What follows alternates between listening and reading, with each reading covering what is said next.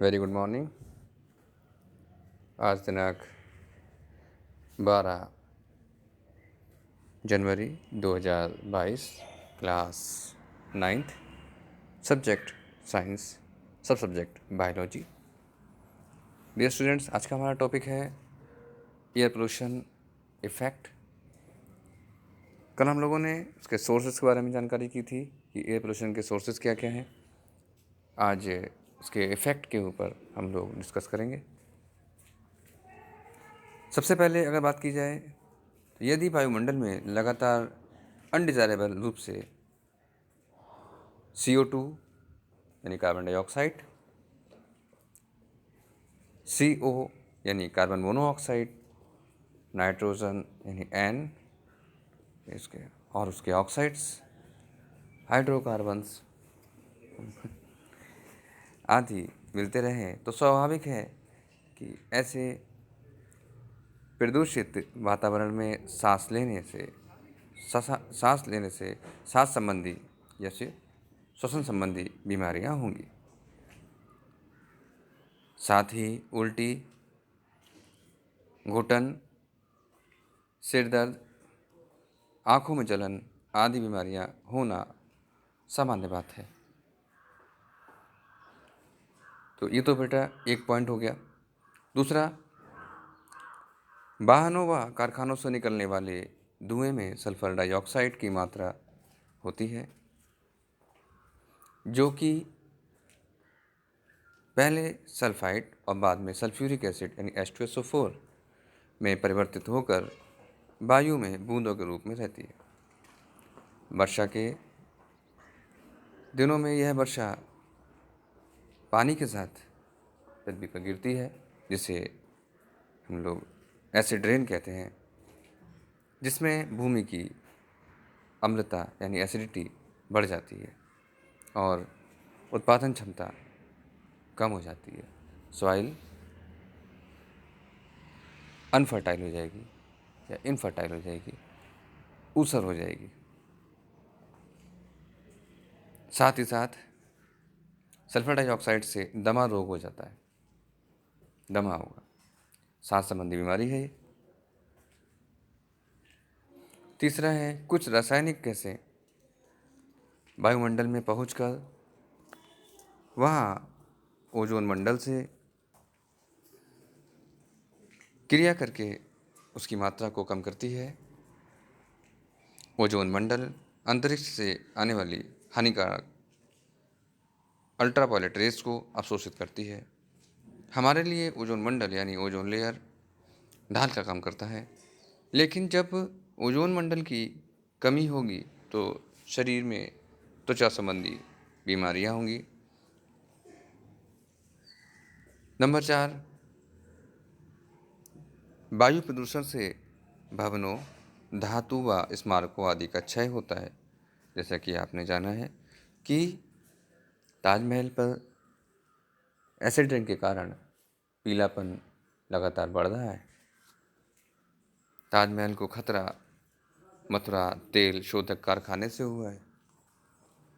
Number 5 है, वायुमंडल में ऑक्सीजन का स्तर कम होना भी प्राणियों के लिए घातक है, क्योंकि ऑक्सीजन की कमी से जंतुओं में श्वसन में समस्या उत्पन्न होती है। नंबर 6, कारखानों से निकलने के बाद रासायनिक पदार्थ व गैसों का अवशोषण फसलों, वृक्षों आदि पर करने से प्राणियों पर बुरा प्रभाव पड़ेगा। इसके बाद अगला जो हमारा मुख्य बिंदु है वो है वायु प्रदूषण को नियंत्रित करने के उपाय। किस प्रकार से हम वायु प्रदूषण को नियंत्रित कर सकते हैं, किन किन बिंदुओं के द्वारा हम वायु प्रदूषण पर रोकथाम लगा सकते हैं। सबसे पहला इसमें बिंदु है, कारखानों को शहरी क्षेत्र से दूर स्थापित किया जाना चाहिए। मतलब इसका कि शहरी क्षेत्र जहाँ पे भी विकसित हैं या ग्रामीण क्षेत्रों में भी जहाँ आबादी है वहाँ से दूर कारखानों को स्थित करना चाहिए। साथ ही ऐसी तकनीक उपयोग में लाने के लिए बाध्य करना चाहिए, जिससे कि धुएं का अधिकतर भाग अवशोषित हो और अपशिष्ट पदार्थ व गैसें अधिक मात्रा में वायु में न मिल पाए। दूसरा, जनसंख्या शिक्षा की उचित व्यवस्था की जाए ताकि जनसंख्या वृद्धि को बढ़ने से रोका जाए। तीसरा, शहरीकरण की प्रक्रिया को रोकने के लिए गांव व कस्बों में ही रोजगार व कुटीर उद्योग तथा अन्य सुविधाओं को उपलब्ध कराना चाहिए। मतलब जितनी भी व्यवस्था हो वो गांव के यानी ग्राम पंचायत के स्तर पर होनी चाहिए, जिससे अन्य कारखानों पर इसका दबाव ना पड़े। अगला है,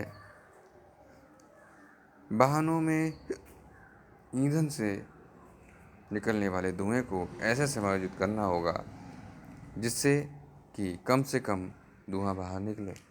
आज आप लोग देख रहे होंगे सीएनजी एक बहुत बड़ा अच्छा स्कोप है जिससे लोग लाभान्वित हो रहे हैं। उसके साथ साथ सौर ऊर्जा अपने क्षेत्र को लगातार विकसित कर रहा है। आज करोड़ों लोग सौर ऊर्जा के द्वारा अपने जीवन को व्यतीत कर रहे हैं। मोटरसाइकिल्स में पेट्रोल के स्थान पर सौर ऊर्जा का इस्तेमाल करना ऊर्जा की बचत करना सिखाता है। उसके बाद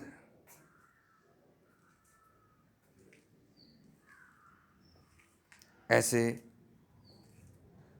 नंबर 5 है, निर्धूम चूल्हे व सौर ऊर्जा की तकनीक को प्रोत्साहित करना चाहिए, जिसका आज हम लगातार इस्तेमाल कर भी रहे हैं।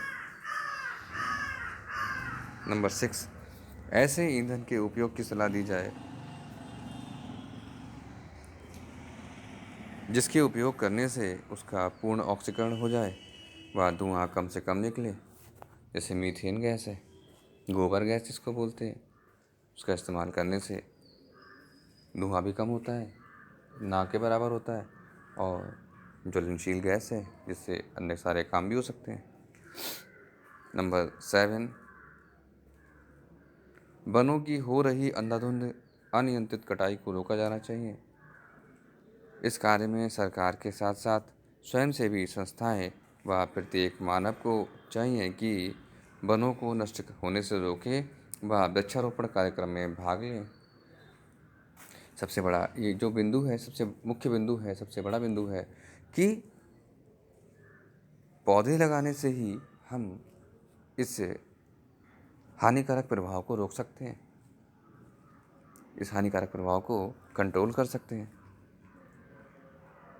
उसके बाद है 8वां बिंदु, शहरों व नगरों में अपशिष्ट पदार्थों के निष्कासन हेतु सीवेज सभी जगह होनी चाहिए।